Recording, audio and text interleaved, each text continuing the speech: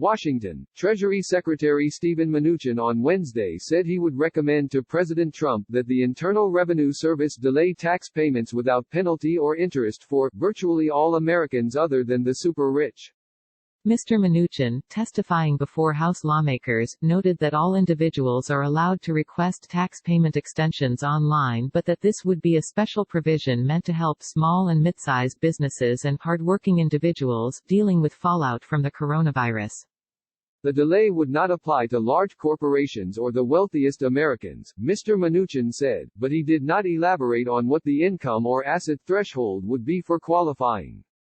That will have the impact of putting over $200 billion back into the economy, and that will create a very big stimulus, Mr. Mnuchin said, adding that the Treasury was already working to fund the initiative.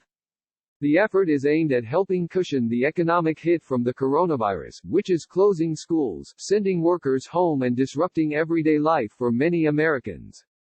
Treasury and White House officials had been discussing the idea of extending the tax deadline over the past week as the administration considers ways to relieve financial pressure on individuals and businesses. The plan to delay the April 15 tax deadline came as Democrats on the House Ways and Means Committee wrote to Charles Rettig, the IRS commissioner, to ask for an update on the effect of the outbreak on tax filing season and for an evaluation of whether the agency needed to re-evaluate the traditional April 15 deadline. We are concerned about the ability of the IRS to provide taxpayer assistance and process returns, as well as the ability of taxpayers, free tax preparation sites, and tax professionals to meet the filing deadline, the lawmakers wrote. They noted that the IRS has authority to extend the time for filing any return for 6 months or less and the authority to waive certain penalties upon a showing of reasonable cause.